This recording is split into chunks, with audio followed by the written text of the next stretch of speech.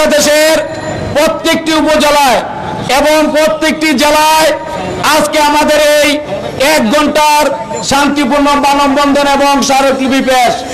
কি জন্য মানববন্ধন? আমরা 31 বছর আমরা বৈষম্যের শিকার। আমরা 1993-94 সনে বিএনপির আমলের নিয়োগ, এই বিএনপি ট্যাগ দিয়ে আমাদের প্রমোশন পদোন্নতি প্রদান বন্ধ রেখেছে। কারা বন্ধ রেখেছে? সরকারি স্কুলের শিক্ষকরা। তারা শিক্ষকতা করতে চায় না, তারা অফিসার হতে চায়, যার জন্য আজকে শিক্ষার মান নিম্নমুখে। ওই মাধ্যমিক উচ্চ শিক্ষা অধিদপ্তরের এডি দুর্গরানী, ডিডি আব্দুল আজিজ,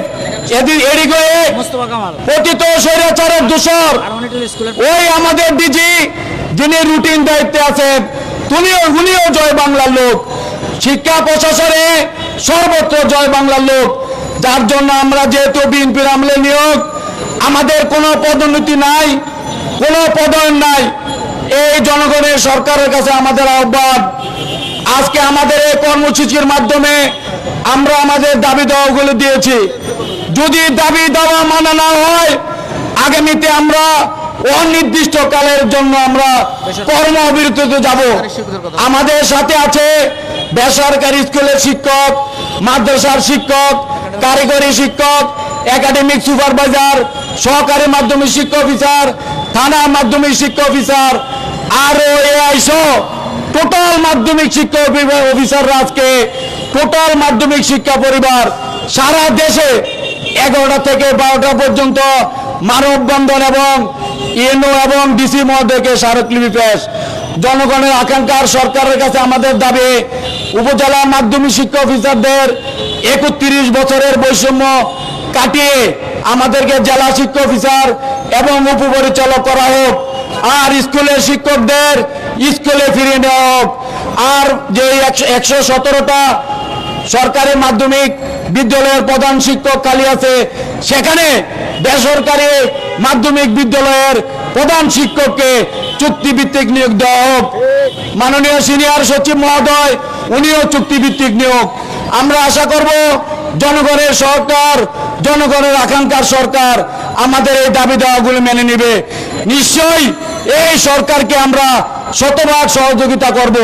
আমাদের দাবি মানা না হলে আমরা সারা দেশের উপজেলা মাধ্যমিক শিক্ষা অফিসগুলি আমরা অনির্দিষ্ট কর্মবিরতিতে যাব। আমাদেরকে সেই দিকে ঠেলে দিবেন না।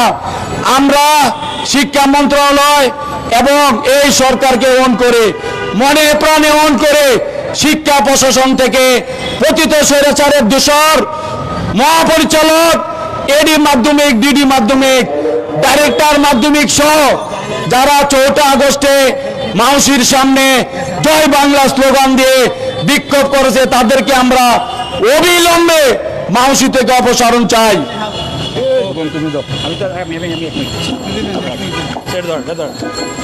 আপনি থাকেন।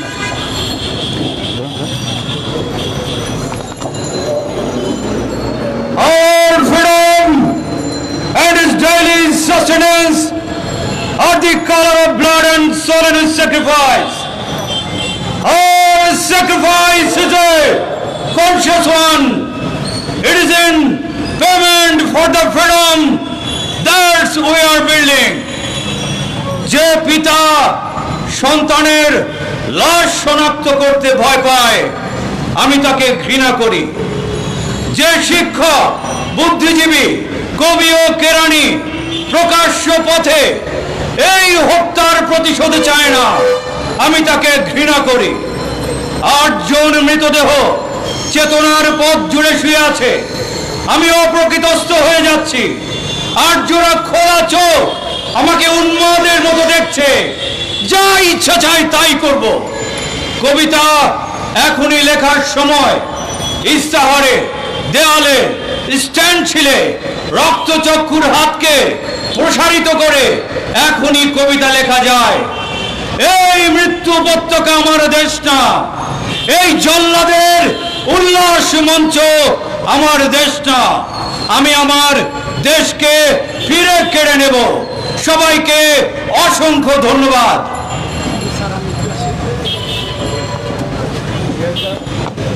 আজকের এই মহতী অনুষ্ঠান যারা আয়োজন করছেন, আমি শিক্ষকদের পক্ষ থেকে কৃতজ্ঞতা জানাচ্ছি। আপনারা জানেন কেন জাতীয়করণের প্রয়োজন? গত 20 বছর যাবৎ ময়নামতি সিনেমার চাচাই কইছে দিব, ওই চাচাই কইছে দিব মূল্য ঝুলোয় আমাদেরকে রাখলেন, কি দিলেন?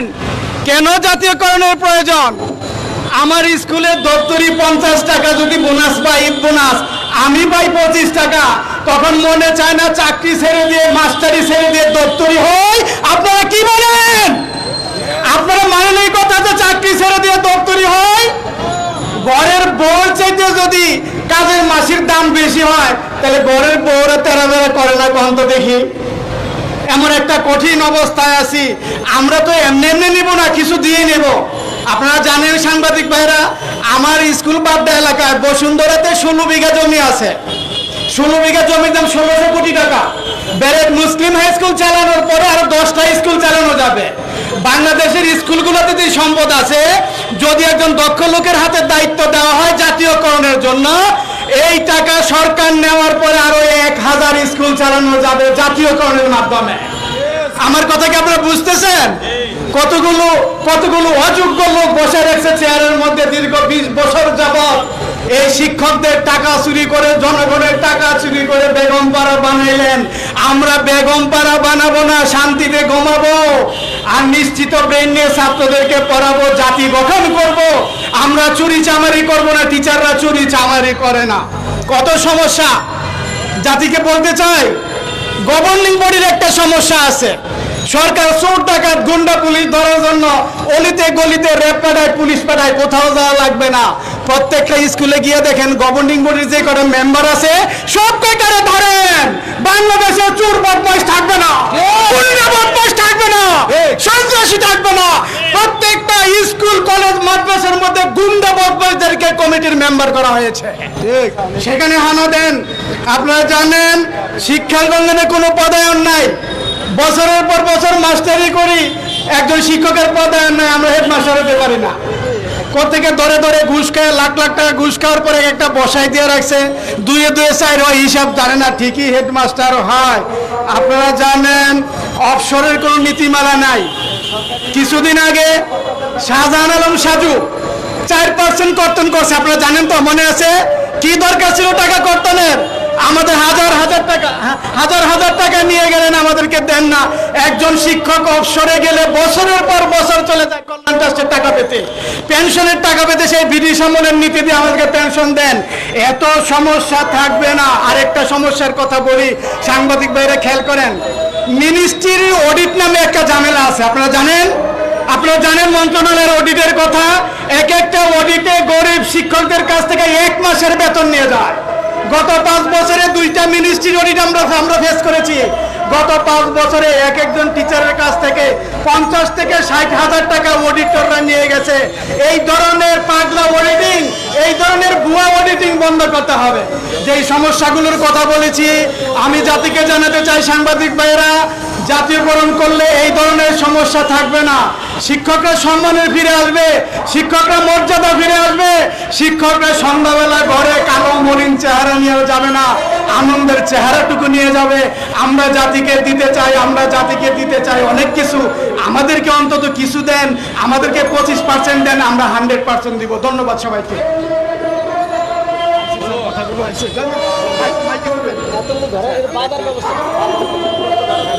আসসালামু আলাইকুম। আমি মোহাম্মদ শাহ আলম, কেন্দ্রীয় সমন্বয়ক, বৈষম্য বিরোধী সম্মিলিত শিক্ষক সমাজ। এটার থেকে সমর্থন দিয়ে আমরা আজকে আমাদের থানা শিক্ষা অফিসাররা যে কর্মসূচি দিয়েছে, তাদের এই কর্মসূচির সাথে একাত্মতা ঘোষণা করে আমি এখানে আসছি। আমাদের মূল বিষয় হলো প্রত্যেকটা জায়গাতে একটা স্যাটিসফ্যাকশন লেভেল দরকার। আমি নিজে দেখেছি impact of teachers motivation on quality এডুকেশনে দেখেছি সারা বিশ্বে 80% টিচারদের মোটিভেশনের উপর কোয়ালিটি এডুকেশন নির্ভর করে। কিন্তু এই বাংলাদেশের প্রেক্ষাপটে আমরা দেখি যেখানে টিচারদের মোটিভেশন 5% নেই, যেখানে 80% প্রয়োজন, সেখানে 5% যদি মোটিভেশন না থাকে তাহলে কোয়ালিটি এডুকেশন কিভাবে আসবে? আমার বিশ্বাস যারা আমাদের পলিসি মেকার রয়েছেন তারা কোয়ালিটি এডুকেশন সম্পর্কে কোনো নলেজ রাখেন না। কোয়ালিটি এডুকেশন কিভাবে ডেভেলপ করতে হয় তারা জানেন না। যদি তাই না জানেন তারা ওই বড় বড় চেয়ারগুলোতে থাকবে। তাদেরকে জানতে হবে কিভাবে কোয়ালিটি এডুকেশন ডেভেলপ করতে হয়। একজন শিক্ষককে বঞ্চিত করে কোয়ালিটি এডুকেশন কিভাবে ইনশিওর করবেন?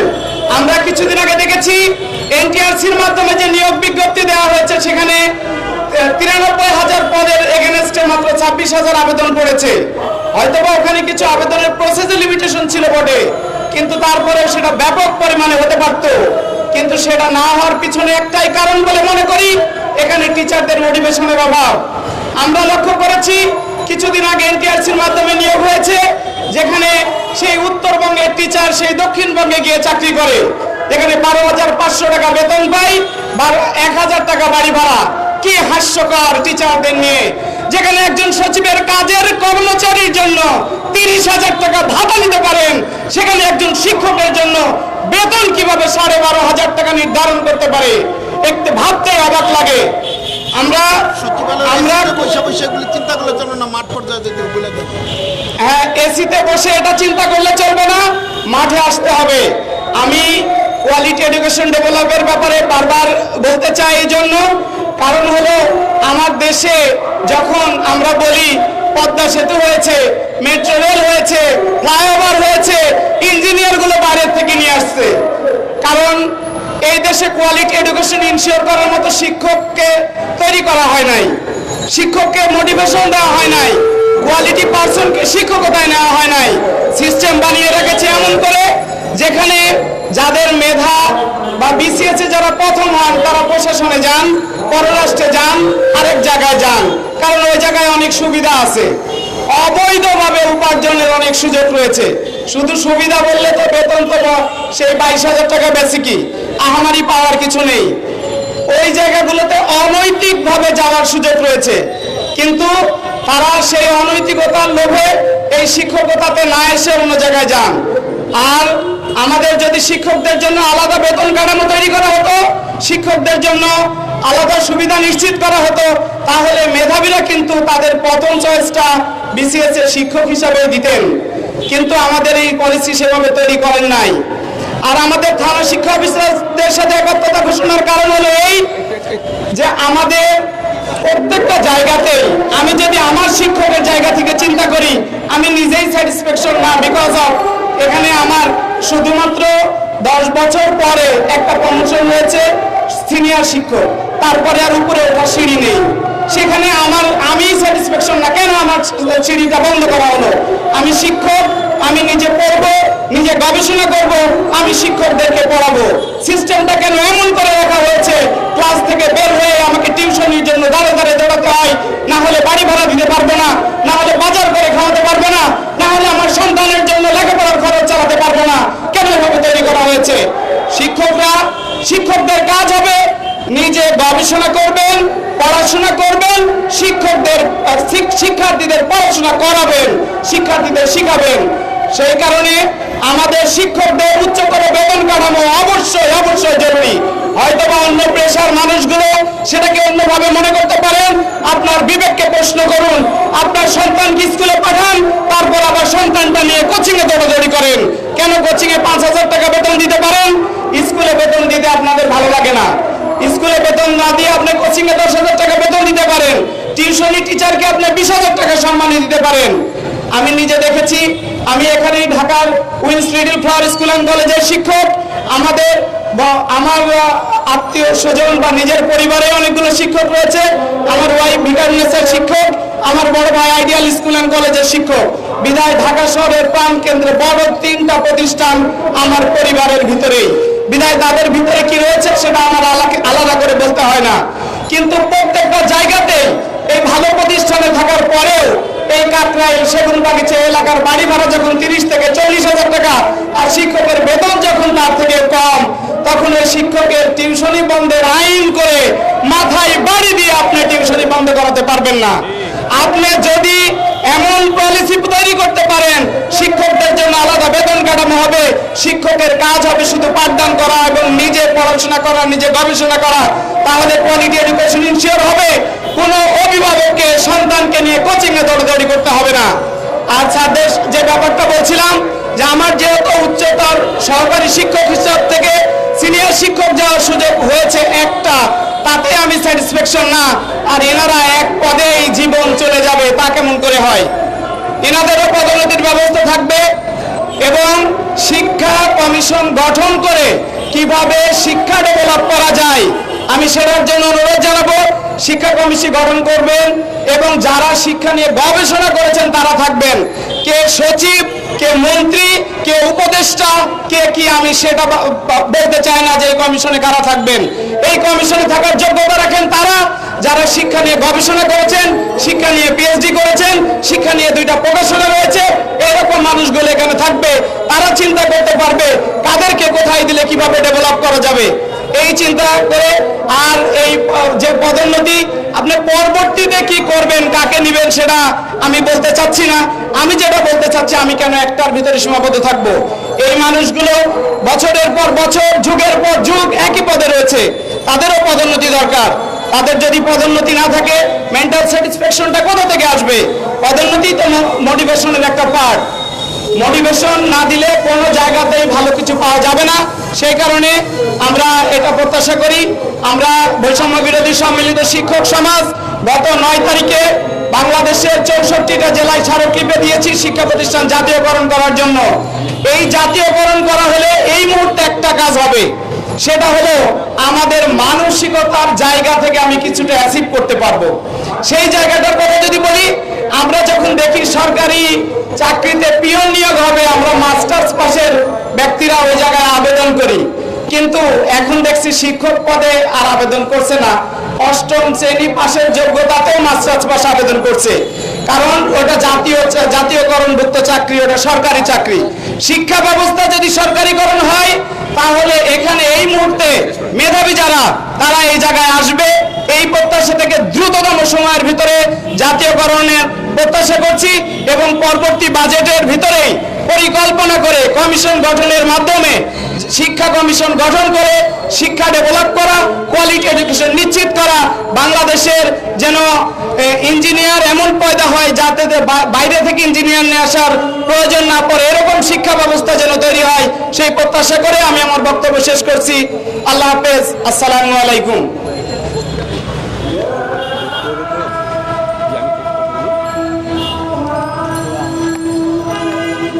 উপরে ধরেন।